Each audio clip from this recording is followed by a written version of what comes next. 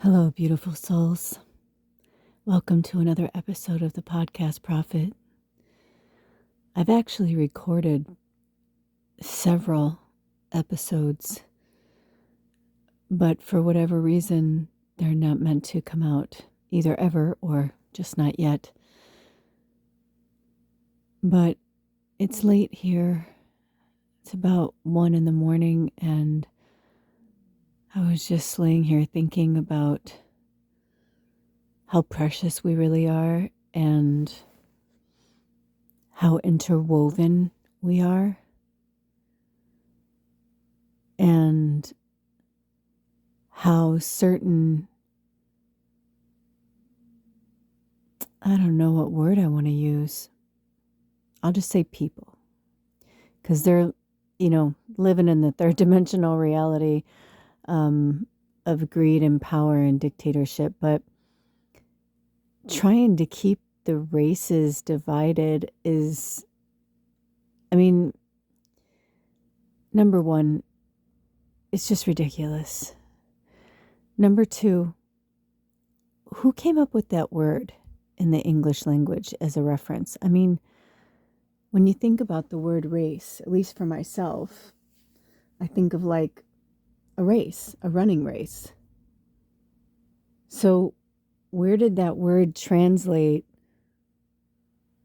from? I guess it could be, sorry, I'm laying down. I guess it could be like a race against time. You know what I mean? Like you can use it in so many different ways. I remember one time when I was living in LA, I worked in this restaurant, and the entire restaurant, the entire back of the house, they were all related. Every single, from the chef to the food prep, the bussers, the dish guy, they were all related. Cousins, brothers, all from Mexico. Most of them spoke English, but a few of them didn't. And I was going to Mexico City for a month.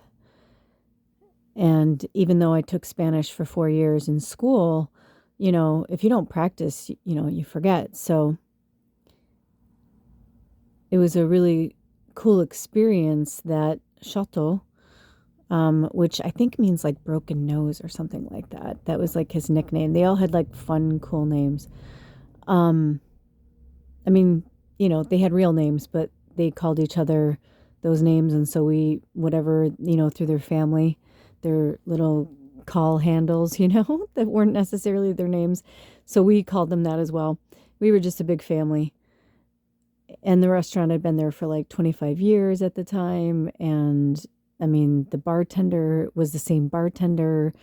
The front of the house person was the same. You know what I mean? It was and it was a family run business. It was in Los Angeles for a really long time. It's called La Frite. It's actually funny. It was on one of those shows, one of those food competition shows. Fuck. Anyway, it'll come to me if it means anything. But anyway, I digress. So I remember one time when, like I said, I was going to Mexico City, they decided that they weren't going to speak English to me or with me anymore. They said, if you're going to because I was going all over Mexico, mostly Mexico City, but also Acapulco, and we went to Taxco, and gosh, I don't know, we traveled all over. But anyway, they were really concerned because at the time I was in like primo shape. I had like 18% body fat. I've told you guys about this when I was in, like, seriously, I worked out with a Miss Olympia, and I was white blonde hair, blue eyes, big red lips, red nails. I was like the poster child for, like, I'm like, please kidnap me. They were really seriously concerned about me being there, because I would talk about, oh, I want to go do this, and oh, we're going to go to the pyramids, and I want to go hiking. And I'm like, where my first husband's family lived was in Polanco, and there were their I want to say apartment, but like they owned it, but it was like an apartment, kind of like a condo, you know. It was massive though. It was like a whole floor. Like they even had like a wing of it that was for their um like live-in housekeeper, like cook person. So, yeah, they were like richy rich. It's like yeah, it was crazy how rich these people were. But and the people that were in their orbit were like, you know, like his mom went to the president of Mexico's daughter's wedding, like that kind of crazy shit. But they were terrified for me because I said, "Oh yeah, I'm like, you know, there's this really beautiful park, you know, right outside of their building, and it's supposed to be like the guy who if I remember correctly from the story, I think it was the guy who I don't know if you'd say not invented, but the architect of Central Park in New York was the same guy who did this park in Polanco, and it was, you know, I think a smaller version. But I used to work out and run and walk and all that, and so I was like, oh yeah, I'm like, I can't wait, you know, I'm gonna run through the park. It's gonna be so awesome, and they were like looking at me like I had seven heads, and I was like, what? And they're like, you can't go anywhere by yourself. They're like, anywhere. They're like, anywhere. You literally can't go anywhere by yourself in Mexico. They're like, are you fucking crazy? They're like, you'll never like be seen again. You'll get kidnapped. And I was like, come on, really? And they're like, we're not kidding. It's not funny. They're like, why do you think we're talking to you like this? We want to make sure that when you're there that, you know what people are saying, you know what's going on. And it was actually really cool because my husband at the time, he grew up in Mexico City, but he also he was born in London, and his father had this really cool job in advertising, and it took him like all over the world. So he lived in 8 different countries on 3 different continents by the time he was like 12, 13 years old. And because of how diverse his background was, his mom was from Austria and his dad was from India, and they met at university in London. And then they got married and had my husband and his brother. And then his dad, got this really great job, and it took him all over the world. So he spoke a bit of Hindi, I believe, and I feel like a little bit of something else on his dad's side. And then he spoke fluent German from his mom. And then he was going, to school in London, so he spoke English. And then when they moved to Mexico City, they went to the international school.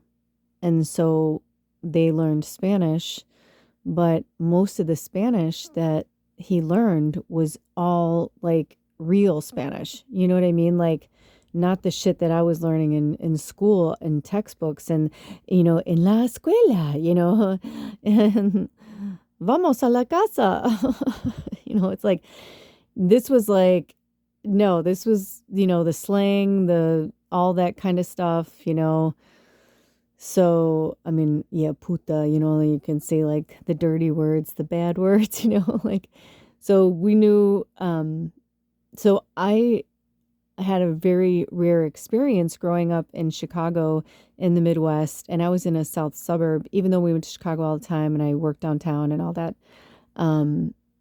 I still, I moved to LA when I was 23. And so when he and I got together, I don't know if it was before or after we got married, but we were laying in bed together and the phone rang, and it was his grandma. That's right. His grandma called him from Austria, and she spoke German. And he was like, "Oh, Oma," or Omi. I forgot what he called her. I think it's Oma. because I'm German as well. And he was like speaking to her in German. And then he got a, call waiting, because this was before cell phones, right? So he gets call waiting, and all of a sudden, he's like, says, hold on a second. And then as he's clicking over, he's like, my grandma says hi. I'm like, oh, blah, blah, blah. Tell her I say hi. And then he's like, hello. But he's like, hello, because he's British. And and then he's like, hola, ¿cómo estás? Blah, blah, blah. And he was like, and it was so bizarre. And then he's like, I understood what he was saying. And he's like, I'll call you back. And he went back to speaking to his grandma. And he gets off the phone, and I go, that's so amazing what just happened. I said, do you even understand how fucking cool that is? And he's like, what? I go, you literally just spoke 3 languages within like a minute. And you didn't even have to like think about it, because I had to always think about Spanish because I didn't speak it all the time. But I'll tell you what, after I left Mexico, it was fucking crazy. I was like, even my one friend was like, we were really drunk one night, and we were at her apartment. She's like, oh, my fucking neighbor. She's like, she's like, I don't know where they're from. She's like, but I can tell they speak Spanish, but she's like, I don't know exactly where they're from, And she's like, would you go talk to them? I was like, dude, I don't know. I'm like, I don't want to go talk to these people. I'm like, and at that point, I hadn't been to Mexico in a few years. And anyway, I went up there, and before I knew it, we were like, I was there for a while because she came up and knocked on the door. And she's like, dude, she's like, you've been up here for like a half hour. And I'm like, oh, and then I introduced her to them and everything. And then she was just sitting there watching me and drinking. And then we go downstairs, and she's like, dude, I've known you since we were 14 years old. She's like, I have never, and at this point I think I was like 27. No, yeah, maybe 27, 28. And she's like, I had no idea you can speak that fluent in Spanish. I'm like, I didn't either. I said, I guess I really picked shit up in school. You just don't practice. But once you start practicing, it's really amazing. And I think the whole reason why I'm sharing this very broad spectrum story is that I want people to understand and realize how sheltered we are. And that's what part of the control of the third dimensional experience is to completely keep us segregated, because when we're segregated, we're easier to control. And, it's interesting to me how ridiculous it really is, because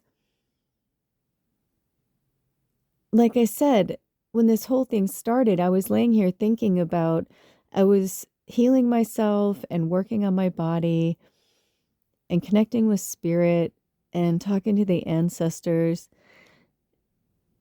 And I was really feeling my body, because I took it easy the last few days because I've been fighting something. And then today, I finally felt better. And so I kind of overdid it. And I had too much popcorn and my stomach hurt. And I was laying here and I was thinking, the blood and the bone that runs, the blood that runs through my veins, these bones that like keep my body together, this beautiful organ of skin that keeps everything inside. I mean, it's just this packaging, this avatar, it's just so profound, and it's silly. It's just so silly, because the blood and the bones in your body are the same as mine. Somewhere, somehow, we are all connected. And we're all connected through the spirit realm. But our blood and bone is also connected. I'm a mutt. My first husband, I mean, he was pretty pure, but I think I don't know if this is 100% correct, but if I remember correctly, because we've been divorced for like 20 years, but if I remember correctly, I believe his grandmother is Austrian and I think his grandfather is German. It's like one or the other, but they lived in Austria. And his grandmother would share these stories about World War II and how the Nazis like came in and took over their home, and their father was like an important military man and he was much older. It's very similar to The Sound of Music. I mean, seriously, he was married and had like 4 or 5 kids. I think there was 5 of them. And then his wife died of cancer, breast cancer, I think.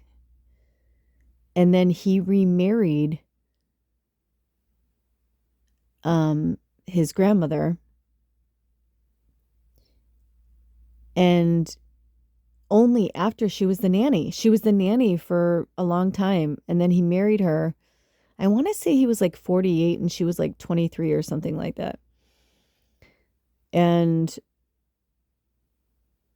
he got shot in the war and they couldn't get it out because it was too dangerous. So he was always kind of on borrowed time. So she had this really interesting life. But the most horrific part of the story was that when when he went off to war, the Nazis came in and took over their house because she had turned it into it was a really big, gorgeous house. Like I said, he was in the military and the government. And so it was a really beautiful house. And it was like, seriously, like the pictures didn't even look real, like in the mountains, very much just think The Sound of Music, like the opening credits, like that's how it was. It was like there's like a little lake, and I mean the house was massive. I was like, holy shit, like just really beautiful, magical little, town. And I guess the Nazis came in and they were looking for room and board, and she let them stay there. Obviously, she didn't have a fucking choice. And they repeatedly raped her.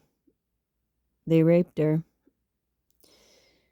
And again, there was nothing she could do. She was trying to protect the children, you know. They weren't her children, but you know, or I think at that point, I don't remember the story. I don't remember anymore if like she had had my ex's mom yet. But anyway, it's a very interesting story. But you know what I mean? It's like we all have stories. We all have backstories. We all have tragedy. There's, of course what's happening on the planet right now is horrific. There's wars everywhere. There's torment everywhere. But this has been going on forever. I don't want to say since the dawn of time, but this has definitely been going on back and forth over the years, through different places on the planet. And I can feel the shift of the energy because the things that have been coming out of the mouth of the sitting American president are so fucking gross and vile. And people are like, oh, yeah, he's always been outspoken. I'm like, yeah, he's always been a bully. He's always been a jerk. I'm like, he's always like said horrible things to people. And he doesn't have a right to say those things to people. It's just that now we're more aware, and people are speaking up and saying, don't use those words or don't say those things. Like, calling that woman ugly inside and out. I'm like, first of all, she was beautiful.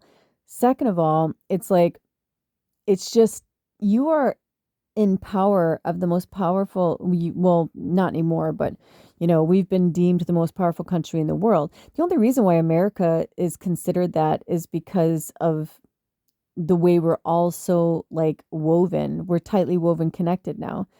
I mean, think about it. Why do you think we haven't blown each other up yet? Or we haven't, it's like we've seen what happened in Hiroshima. So, there are certain things that will never be the same or will never, you know what I mean? So I'm just getting to the point where I'm just sickened by the behaviors, the name calling, the bullying. It's just gotten so far out of control that, you know, I don't know how much further it's going to go. But this last thing with the governor of Minnesota, is it Tim Walz? I think that's his name. Um, you know, he actually has a special needs son. So he went a little too far, the sitting American president, by, calling him the R word, as they, but, RETARDED. It's just, it has been, and I know it's just a word and blah, blah, blah, but words have power. We've been, this is something we've been talking about for a long time now. Words have power. And that word was deemed to be um, a term that was used for people, with special needs. And then it turned into like a slang. It's kind of like when the word gay was happy. It was like, that's why you hear in like Christmas songs, whenever they're like, we're light and gay, meaning like we're light and happy, like all is well. And then they, would call gay men fruits. And then that turned into, look at it, he's so gay, meaning like he's so happy and whatever. And then it turned into that. And I remember when I was in grade school and I still lived, my whole family was still together before my parents divorced. And my brother and his best friend, um, they literally called each other gay. And his friend would call and say, "Is the gay home?" And it was, and that was in the 80s. And it's just these words, I just have been thinking so much about just how we're divinely connected physically, mentally, emotionally, and through our souls. And I feel like as a collective, we're just like, enough with the bashing of the words, or the ignorance, or the judgments, or I mean, but even then, it's like, I guess you could say I'm being judgmental about it. But it's like this weird loop pattern that we've been in for a really long time. And the way that we stop having these thought, patterns, is to stop doing these things, because then they just become obsolete and you don't even think about them anymore. You don't talk about them anymore.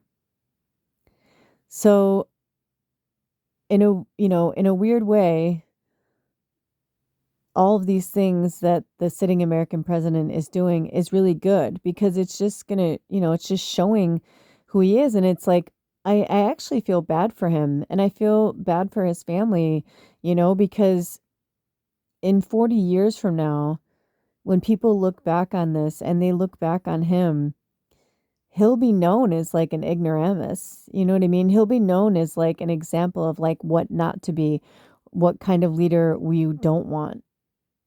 And he has been in this, this pattern of negative cycled behavior, of abuse. And it's just because people have allowed him to get away with it. And then the people who don't allow him to get away with it, he just banishes from his orbit. He's kind of like the emperor in the new clothes, or whatever, that story. I mean, he's just, and it's sad. And, it's interesting. I think people are right. It's like they really do need to call out like his medical records, because, there was a time where I'll tell you what, when the show first came on, I actually thought he was hilarious, and I agreed with him like 90% of the time, because I worked in business and I was like, well, he's right. And I worked in politics and television, which are both very cutthroat. I knew a lot of people that were connected to lawyers and law firms. And so, just certain languaging. And, I was like, he's right. That's not, that's why they had it's called The Apprentice, and then they started doing Celebrity Apprentice and whatever. And then everybody loved the, whole like, you're fired, like, where's the beef? It's like all these like taglines or whatever. And then I don't know.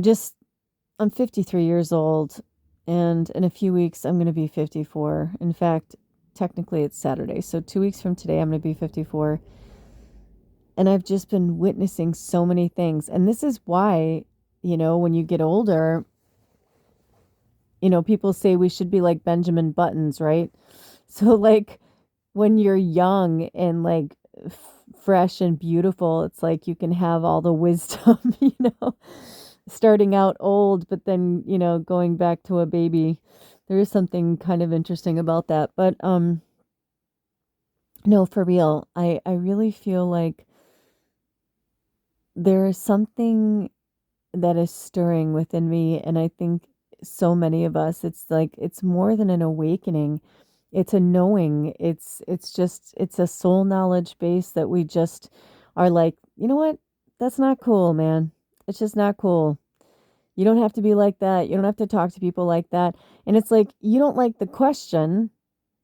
He could just ignore her. He could just ignore the question. He could even say, I'm not going to answer that.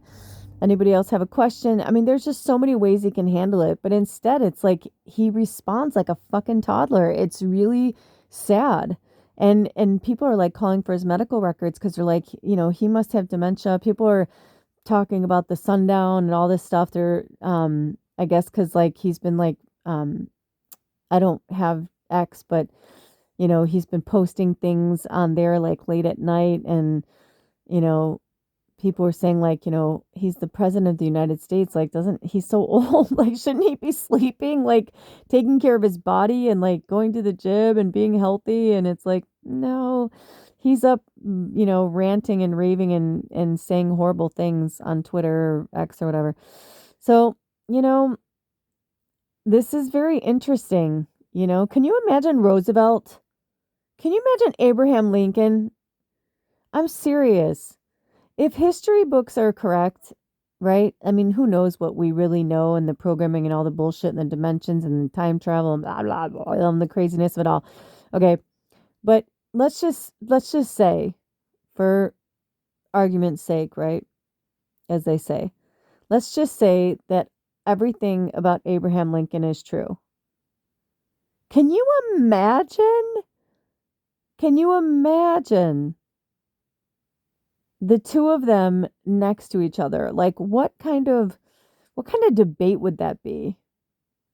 It's just, you think of somebody who abolished slavery and somebody who's trying to bring it back. It's just like such a fucking crazy, because that's what's happening with I've been watching a lot of interviews, things that Spirit has put in my orbit, and I've been watching a lot of interviews with people that, you know, I don't want to say coveted experts, but they're definitely like, if I know who they are, then I'm like, okay, yeah, that's like a pretty, serious individual. And they were talking about how the whole entire world is owned by a handful of people.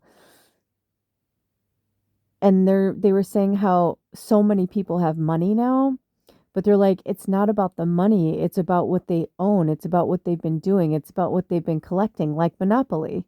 They've been collecting banks, they've been collecting, electricity companies and collecting certain things so that if and when things come to a certain point, they can just do what they want to stop it.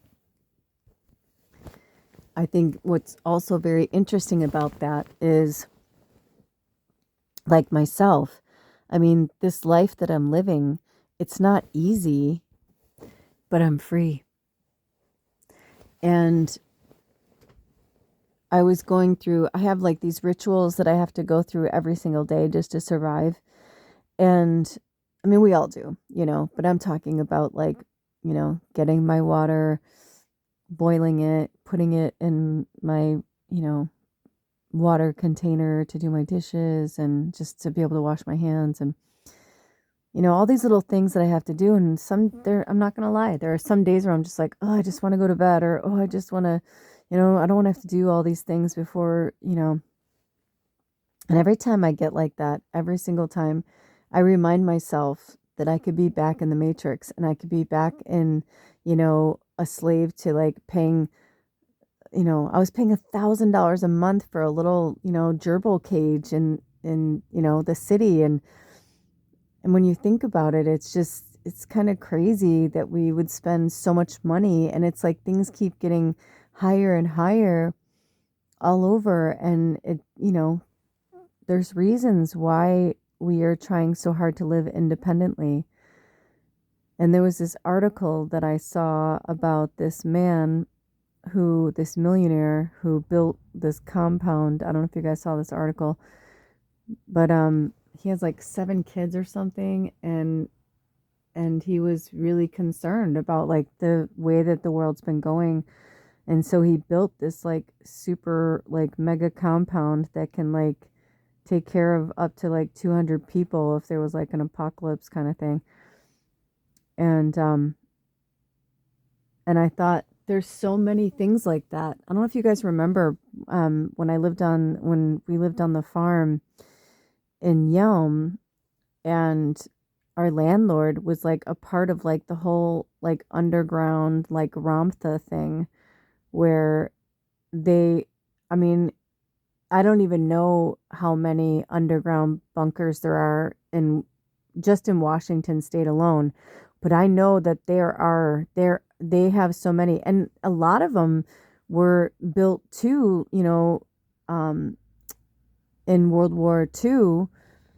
People started building underground, you know, people were terrified. After Hiroshima, people were terrified of what was going to happen. And so, I mean, there's a lot of like things like that. But now people are learning like, how to grow their own food and how to create, certain things, and, these hacks, these life hacks that are coming around from all over the world, and we're teaching each other. We're just teaching each other through social media how to be better versions of ourselves, how to like survive. So it's kind of funny. It's almost like I don't know how much power they really think they have, because even if they do turn shit off or things happen, yeah, it might get a little freaky, There might be people who will, take guns and kill each other, and God forbid. I don't believe that's going to happen. Interesting. I usually say goddess forbid. That came out very naturally. But I don't believe that's going to happen, but I also think it's kind of interesting, you know? I think it's really, really, really, really interesting um, that we've acquired these skills.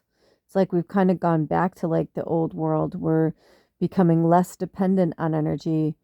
Alder lived on this one property. He and his buddy lived in this off grid house that was close to a river, and it had no electricity. And Alder found a way to, he built this system from the river to the house, and it was really cool. Anyway, so, there's a lot of things that like little skills that people pick up. And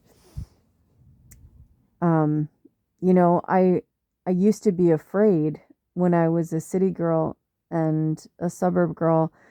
I didn't have the kind of skills that I have now. And now I have all of them. Now I've lived, you know, right now I'm like at the base of a mountain, and it's like I'm actually, one side of me is salt water and one side of me is the mountains, the Olympic Mountains, and it's really quite amazing. But I think about things all the time. Like, what would I do? Right outside of our property, there's a sign that says, tsunami. What is it called? The tsunami exit or something. Like, it helps people. Like, if they're, say you're here on vacation and you're kind of panicked, and it's like they wouldn't want you to go, the one way, because if you go that way, it's like there's no way out. You know what I mean? Like, you'd want to go the other way. You know what I mean? Um, but I have that in my awareness all the time that I live in a tsunami zone. And I'm also at the base of a mountain. It's like, I don't, not like where I would probably be affected by an avalanche, but it's just interesting. But I remember like the first time I started even hanging out with Alder, and my friends called him the mountain man because he really was, and he is. He can do things that I just can't. Sorry, I'm trying to get comfortable. Um,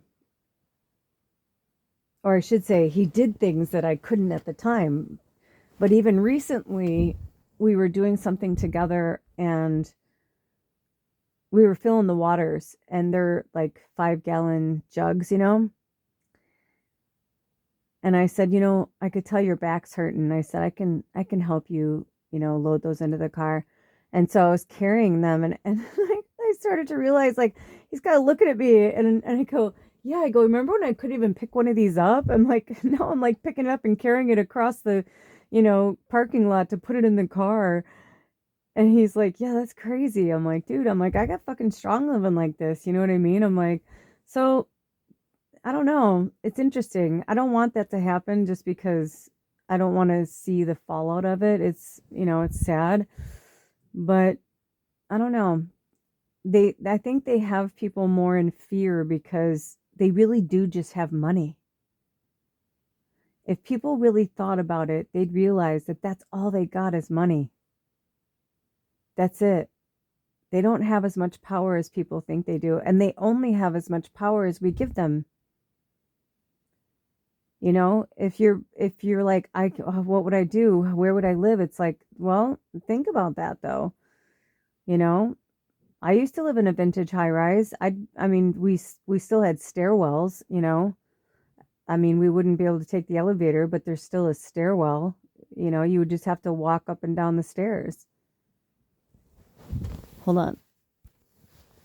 So the less dependent we are on those resources, the more free we are. And if you think about it, we haven't had, electricity has not been around.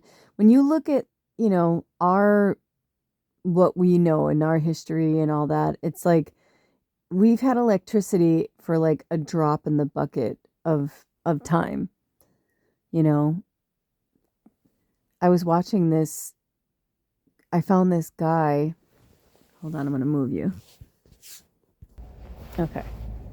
Um, I saw this shorts came into my orbit, and this guy, I forgot the name of the plant, but he's like a naturalist, and he was showing these plants and how they grow like weeds, and they would dip them back in the day before electricity. They would dip these, like, they kind of look like punks, but a lot more like dense, and they would dip them in beeswax, and then they would use them as torches. And he's like, this is brilliant. He's like, this is like so smart. Why don't we do this? Like, why aren't we?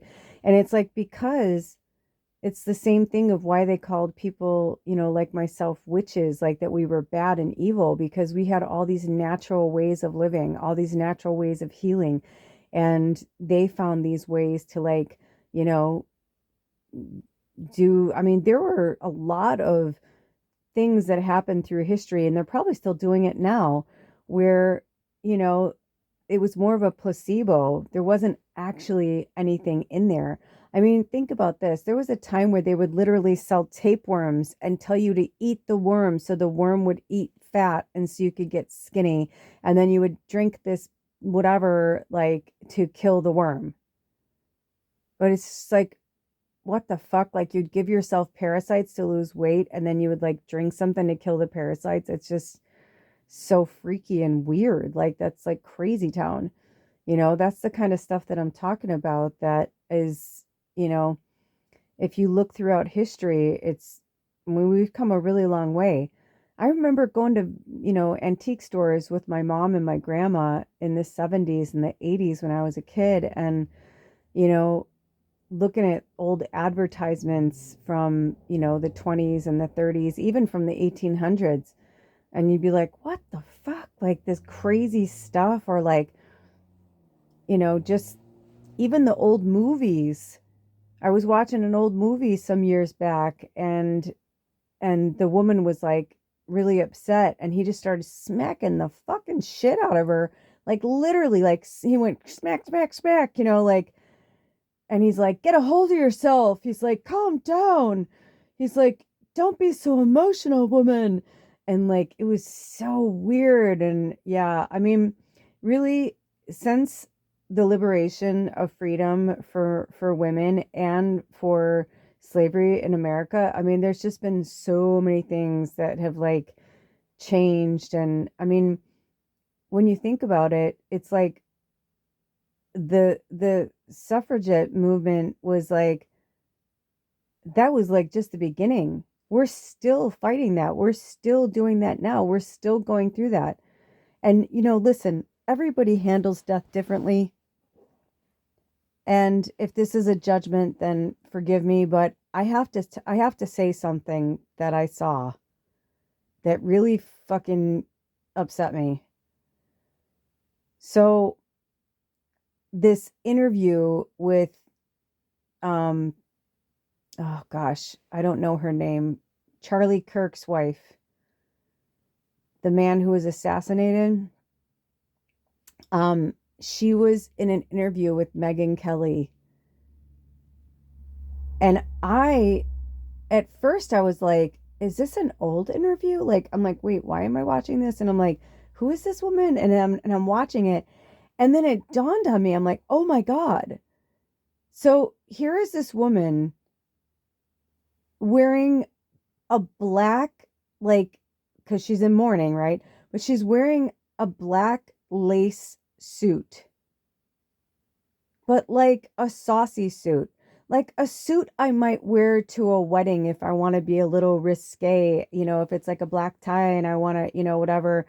But I'm like, it is definitely not something I would be wearing on a talk show talking about my dead husband who was just assassinated 2 months prior. If my fucking husband, who I claim to love that much, was assassinated, my young husband, I have young children, and my husband was assassinated fucking 60 days ago, I don't think I'd be in an interview making lighthearted jokes.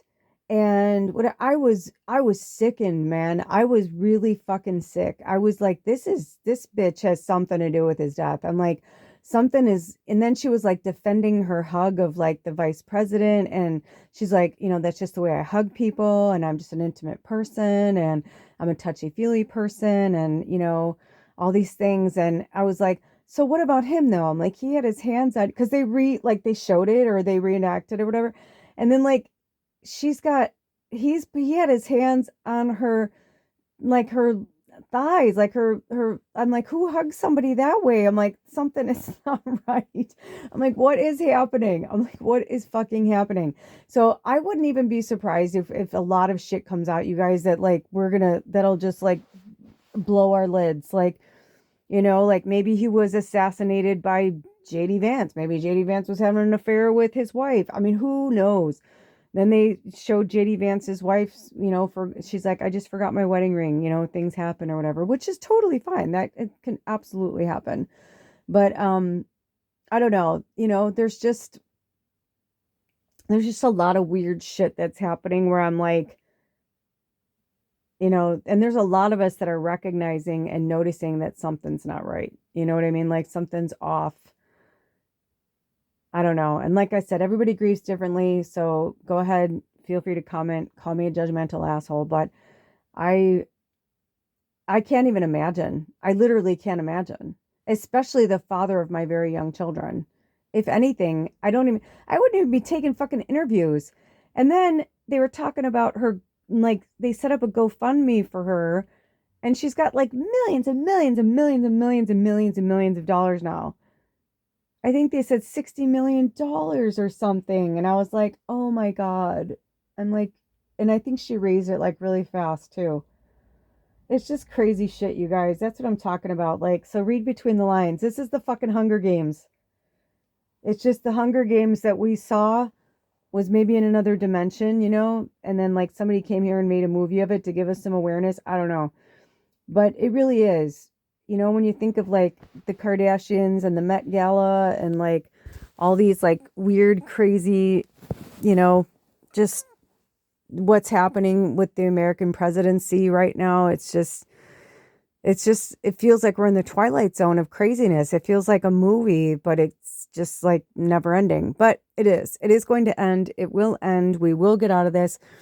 And believe it or not, we are on the downside. Like we're going back into the light, and we're pretty much done with that. It's just right now, what's unfolding now is really just the unbecoming of, you know, all these different countries and, all these things that have been happening are things that have been happening for thousands of years in some parts of the world, these wars between each other.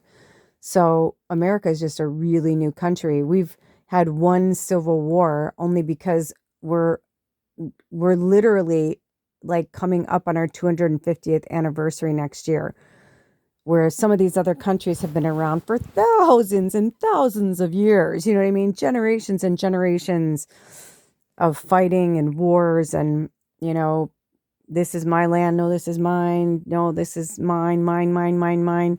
It's just a lot of shit that's been going on, this greed and power and these men who are swinging their dicks around. No offense to our male viewers, but you know what I'm saying. It's an old boys club bullshit, patriarchal bullshit. That's what it is. It's what it is. I'm calling it what it is because that's what it is. So it's unfolding, it's dissolving, and it's going to take a minute. That's why they made the Skulls movie. There was a lot of controversy around that because people were saying that was really true and that was based on, I don't know if it was Harvard or Yale, but like one of those, kind of colleges. And they're like, those men are still around and they're connected to the Illuminati. And I mean, there's all these different things. The Masons. I mean, this is not new. None of this is new. When he's saying, let's make it great again, it's like, what the fuck are you talking about? He wants to go back to a world of control and domination. And,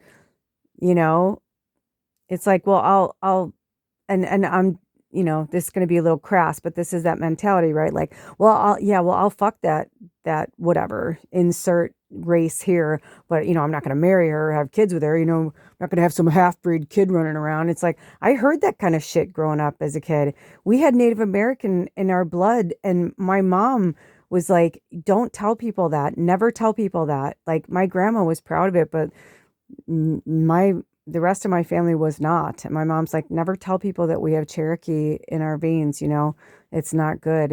I'm like, what the fuck? So back in the day, it's like, I may have looked, like I said, when I talked about when I went to Mexico, they were right. I couldn't go anywhere. I actually went home early. We canceled the last week and a half of our trip because I literally couldn't wait to get the fuck out of Mexico because I felt like I was in prison. I couldn't go anywhere by myself. I couldn't even go to the bathroom by myself. I had to go with my mother-in-law. Like, everywhere we went, or either that or like my husband would have to like stand outside the bathroom and like make sure that like I was okay. And then we were at this big fancy restaurant with a bunch of, people, and I wanted to go home, and I said, well, I'm just going to catch a cab. And they all started laughing, and they're like, yeah, so you'll be like in Saudi Arabia in the next 24 hours and be fetched, to the next sheik for like $2 million. I'm like, what? They're like, you think we're kidding? They're like, we're not fucking kidding. And then when I was there, I saw there was a headline that there was a missing American girl, blonde hair, blue eyes, like young, like me. So I loved it because Mexico's a beautiful country and I was very blessed to go to all those beautiful places. But the last week and a half, we were just going to like chill and, just enjoy ourselves because we did most of our traveling at the beginning of the trip because we went there over, we went there for, hold on. Um, my birthday's, like I said, in 2 weeks. So I don't remember when we left. I think, like, if I remember correctly, I think we left like December 7th or something, and we were coming back like January 7th. And we ended up coming back. I don't even think we spent New Year's there. I don't remember. If we did, I don't remember. Or something like that. Um, but I'm almost positive we were there on my birthday. Yeah, yeah, yeah, because we went and saw a movie for my birthday. That's right. Um, and that's where I remember the women were talking about me in the bathroom and they didn't realize that I spoke Spanish. The fun part for me was when I was in certain situations. I didn't in the beginning because I was a little timid, but by the end I was like, I was like, bitch, I heard what you said. Like, don't fucking talk smack. Like, I was like, knock it off. Be kind. You don't know me. But yeah, I realized that there's something intrinsically like wrong with the way that this mentality of like one country, one race, one even species, for crying out loud, like one's better, worse, like whatever than the other one. I mean, it's just not true.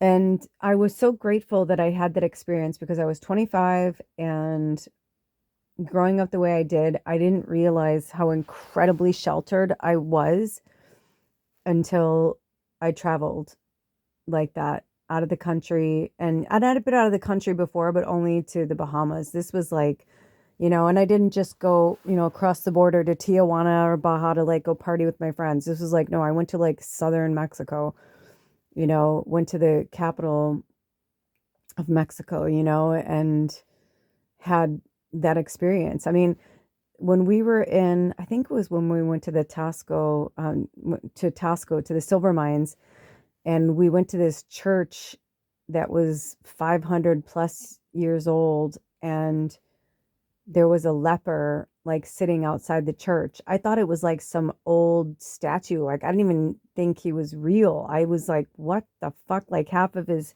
face was gone, and you could like literally see like his bones. And like, I swear to you on all that is holy, I thought it was just like this really like cool like statue or something. And then when I realized that he was alive, I was like, "Oh my God." And they're like, "Don't look at him." And I'm like, "How is he alive?" I'm like, "How is he living?" I'm like, "I don't understand." Like, I was really freaked out. Like, you could see his jawbone, everything. It was really freaking me out. And his mom was like, "Stop embarrassing us." And I was like, I started crying. I didn't realize at the time, that I was an empath, but it was very upsetting. I was very upset because I'd never seen anything like that. I didn't even know that could be. So, it it makes a difference if you don't travel. And this is any country. If you don't go outside your country and you don't like meet other people, like you don't understand. You don't really, get it. And America has been a melting pot since the dawn of time. It's been a melting pot. And so, to have him go in now, the sitting American president, to have him go in now and he's like trying to rewrite like everything without, like, the whole point is that he doesn't get that he works for us, like we are one, and like he's the representative for us, but he's not my president, he's not my representative. Like, I would never ever align myself with somebody who's so vile and grotesque to say such horrific things to people and think that it's okay because that's just the way it is. That's just the way he feels about it. I'm like, well, that may be the way you feel about it, but that's not the way it is. It's like, that's you being you, but that's not the rest of us. And that's not most of the world. And people are seeing it. And it's like, I'm sure his family, if that was my father, I'd be mortified. I'd be mortified. I'd be like, we need to fucking do something. Dad's not right. You know what I mean? But you know what the funny thing is? Not funny, haha, but funny, interesting. My father was very similar to him. Very, very, very, very similar. When I first told my father that I met this man and, we fell in love um, and he's like, oh, where is he from? And I said, well, he was born in London. I'm like, but he's from all over. Or I said he lived all over. I said his parents live in Mexico City now. And he's like, he's Mexican? I'm like, no, Dad. I'm like, he was born in London. His mom is Austrian and his dad is Indian. And my dad goes, Indian, daughter feather. I'm like, oh my God. I'm like, Dad, I go, do you realize how uneducated you sound? He goes, what? That's not being uneducated. That's just a fact. Is he like Indian, like from India, or is he, an Indian American? This is before we said Native American. And I was like, the fact that you have to ask it that way, I said, he's like, why is that wrong? I said, because you could just as easily say, is his father from India or is he Indian American? I was like, instead of saying dot or feather, I'm like, that's just very racist. And he's like, I don't understand why that's racist. I'm like, the fact that you don't understand, I go, you also use the N word, Dad. I'm like, so, my dad, honestly, my dad was like Archie Bunker. Seriously.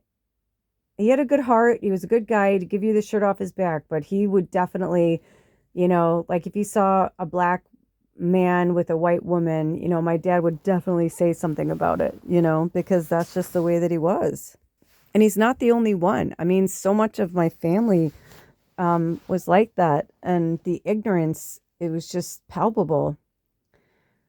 But I also understood both sides of it too, because, my first husband's family, both sides of the family were very affluent. His father came from a long line of doctors from Mumbai.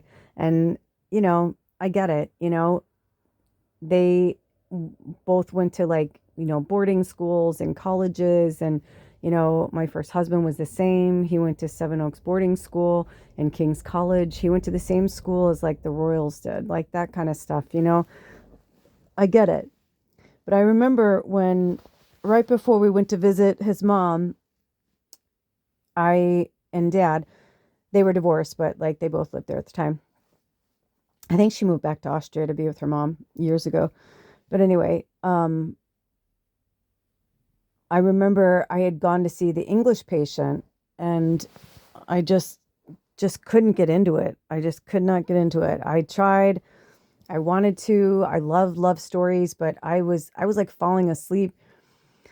And I remember we were sitting at the dinner table. It's the first time I really met her. Like, we'd spoke on the phone on a few times, but like we'd never met before because we eloped to Vegas because both of us had family all over the world and it was just too much. And he was going to get deported and all this blah, blah, blah. We'd been together for like a year and a half and he couldn't get his work visa renewed after a student visa. He had gone through, he was going to school in LA. He went to the Musicians Institute and then he ended up working at the school after so that he was trying to get his green card and stay in the US. So we ended up eloping to Vegas before they tried to deport him. And so I didn't really meet his parents until after we were married. And his dad was actually a sweetheart. His dad flew out to meet me. He like flew out to LA and like to be with us and see where we lived and all that. And but his mom, oh man, she was a piece of work. I love her, I do. She's like amazing, but boy, she was kind of like the sitting American president. She would just like let things fly out of her mouth and she didn't give a shit, whatever, because if that's what she thought, then that's what she thought. So, I'm meeting my in-laws for the first time. You're trying to be respectful or whatever. So we're sitting at the dinner table and we're bringing up certain conversation. But after a while, you're just kind of like sitting there.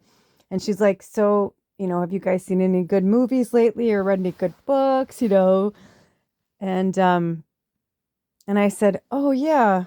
I said, we went and saw The English Patient. And she's like, oh, she's like, I loved it. She's like, it was so beautiful. It was such a beautiful movie. It was such a beautiful story.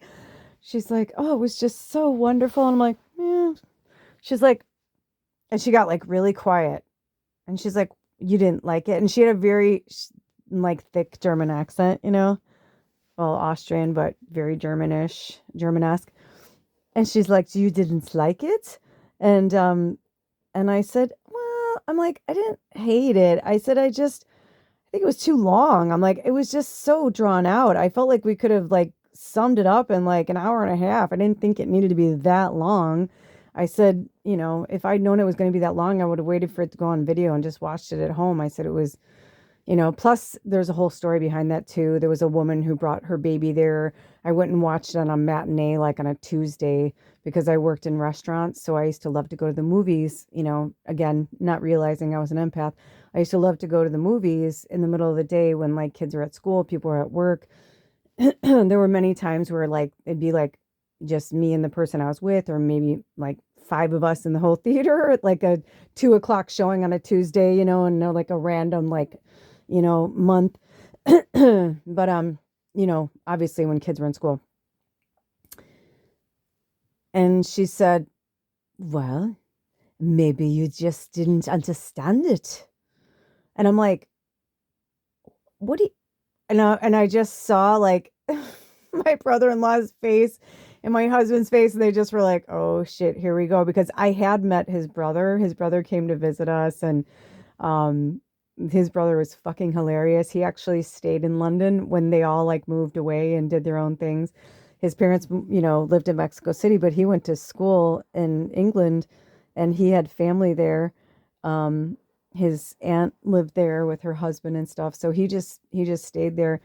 And he was very British and very fucking funny. And I honestly, I used to always say I married the wrong brother. Um, but but they both were like, here we go. Here we go. It's not going to be good. And I said, no, I understood it. I said, I understood that it was fucking too long. It was a snooze fest. And it was so funny. And that was like the beginning of the end. But the irony is that we ended up bonding over like my parents' divorce and her and her husband's divorce and just the way it went down. I'm not going to air their dirty laundry, but it was interesting. But I mean, it just goes to show, right? Like she was a fucking snob. She was a snob, and my ex and his brother were the first to admit it. Like there was a moment where his brother was like, "Can't you just go along with it? Like why do you have to keep arguing with her?" I go, "Because she's a bully." And I said, "And she keeps trying to control everything." And I'm like, I'm starting to understand, why your parents split up. I was like, your dad is like this gentle, sweet man, and she's just like this fucking bulldozer. I said, I understand it. And anyway, he wasn't an angel either. I'll leave it at that.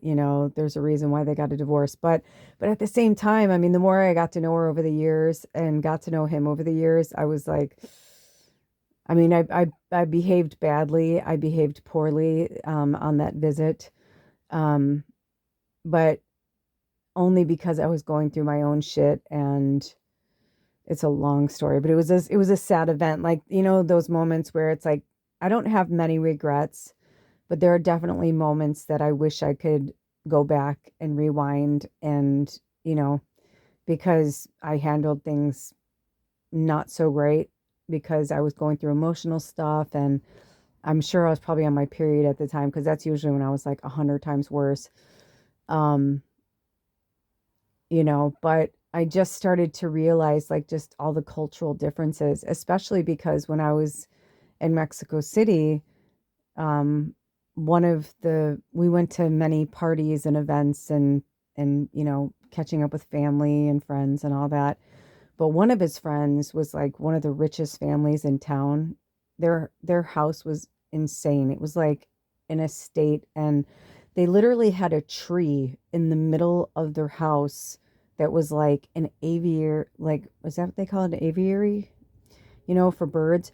But it was like a big ass fucking tree, like a tall, big, massive tree. Like, I mean, yeah, it was beautiful and magical. And but anyway, um he went to the international school, so his friend threw this party every Christmas because a lot of people, their families like ended up moving there for work, or and then they ended up staying there, or they would just, fly in to visit because they all had like money and stuff.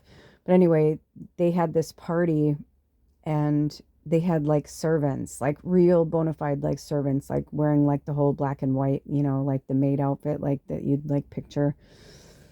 And it was just crazy. Like there was like Telemundo stars there, and like, I mean, like it was like the creme de la creme of Mexico was like at this party. And so I got to meet people from all over the world. It was really neat, actually. And then his dad had a big party, and it was the same thing. It's like, their business, like they had people from all over the world. So it was definitely a very cultural, like, experience, and a massive culture shock for me because there was really no one like me.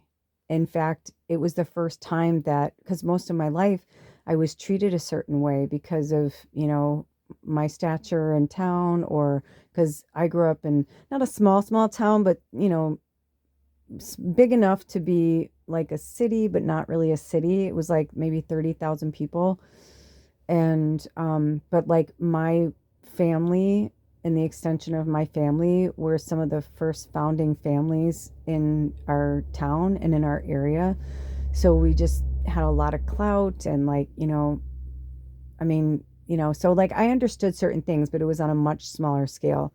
So when I was there, I definitely felt like the odd person out, so to speak, the country bumpkin, um, you know, and they all spoke multiple languages, and but they were kind. I mean, they spoke English mostly when I was around so that I can understand what they were saying, and they were like all telling stories of like school and all that. So it was kind of fun to like get to know my husband that way, because we were only 25, we weren't that long, out of school really. When you look at it, we weren't even 10 years out of school yet. So it was a very interesting experience. And I think that having those experiences, you just become a different person.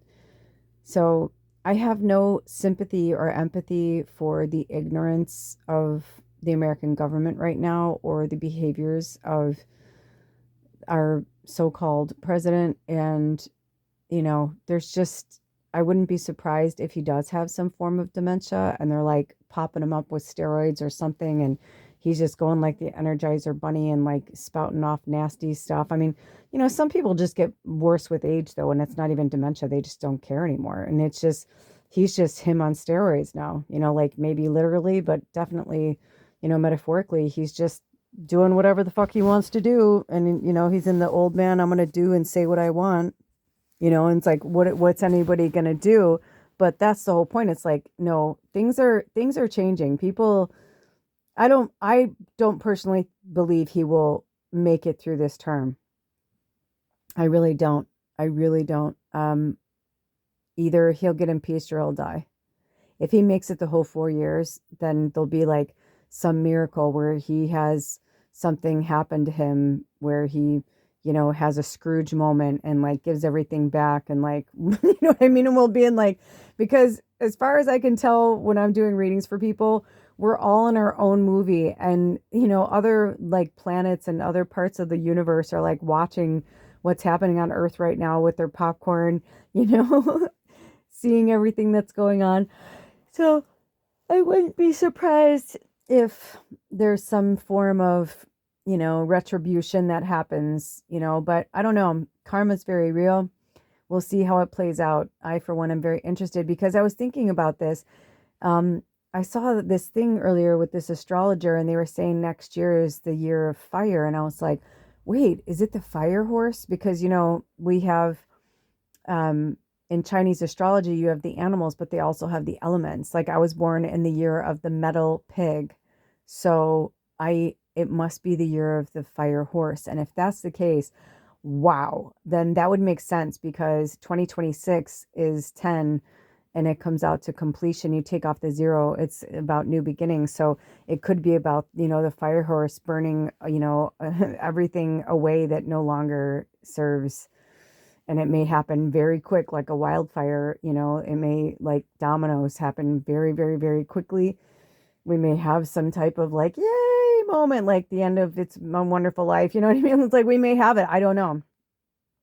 But basically, just know that we are divinely connected on all levels in every way, and that spirit does have our back, and that we do have to constantly say, I believe in magic and miracles.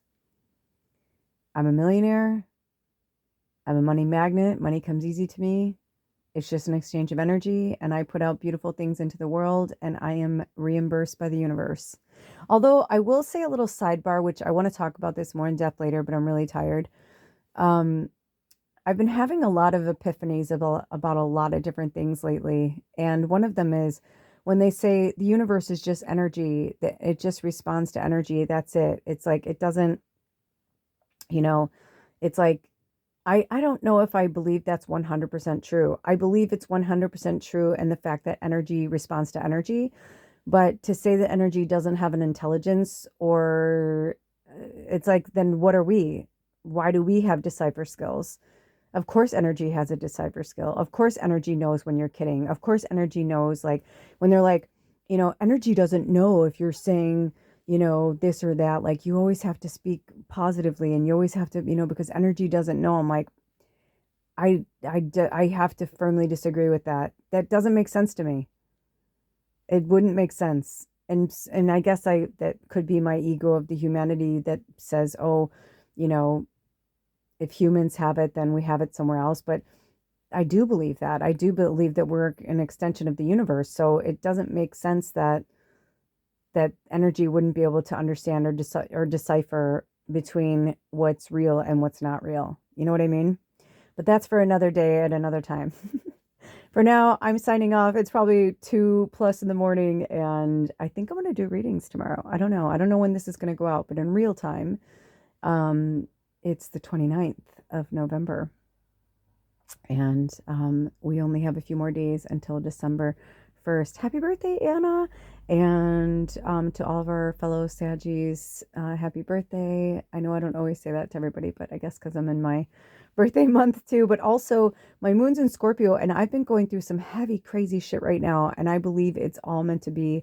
And I'm excited to see what happens actually after my birthday and with the new moon, because I feel like it's time for me to have some new beginnings, some real, true, bona fide new beginnings.